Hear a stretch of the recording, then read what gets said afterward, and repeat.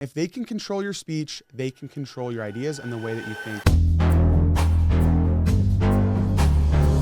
We are restricting freedom for the common good. Ever heard that before? These are the words of an elected leader.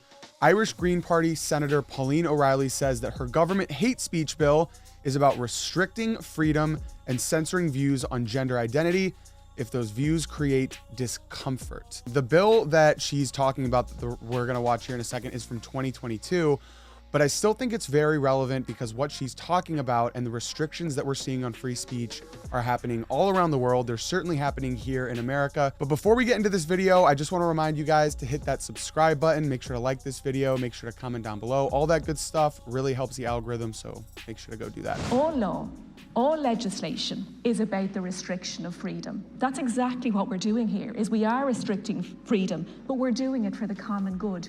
You will see throughout our Constitution, yes, you have rights, but they are restricted for the common good. Everything needs to be balanced.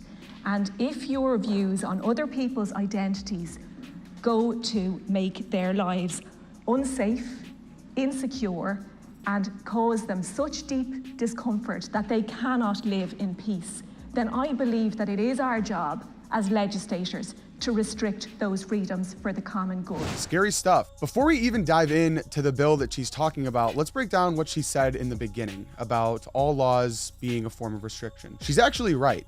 When you talk about laws restricting freedom, what's legal, what's illegal, what sentencing lengths are, even something as trivial as speed signs on our roads, these are all a form of a restriction on freedom and even reflect the morals of a society. When we see government leaders stand up like this and talk about our freedoms, people get the illusion that they gave us our freedoms in the first place, but that is completely backwards. Now, she's obviously Irish, but in the American context, our founding documents didn't give us our rights. It enshrined the rights that were already given to us by God. And it's no coincidence that this was a principal idea in the Declaration of Independence. America's founding documents say we hold these truths to be self-evident, that all men are created equal, that they are endowed by their creator with certain unalienable rights. God gave us our rights, and they have no business trying to restrict them in any sense.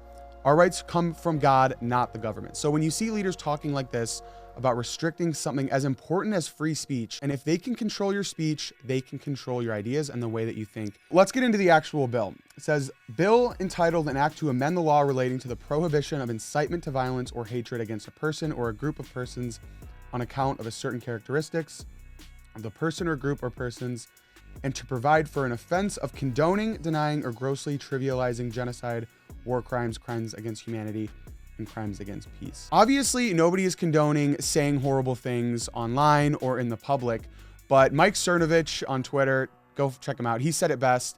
Being an a-hole in public is not illegal. But let's get into the last thing that she said. She talked about discomfort. Defending truth is always more important than anybody's discomfort. No one has the right to never be offended or be uncomfortable in a society. Part of living in a free society is that you might see or hear things that will offend you or make you uncomfortable or make you discomforted. And once you start policing something as subjective as offensive language, you start going down a slippery slope that is really hard to come back from. And Noam Chomsky, I think, said that, this is paraphrased, but he said that Goebbels advocated for freedom of speech for views he liked. Hitler advocated for free speech for views he liked. Stalin advocated for free speech for views he liked.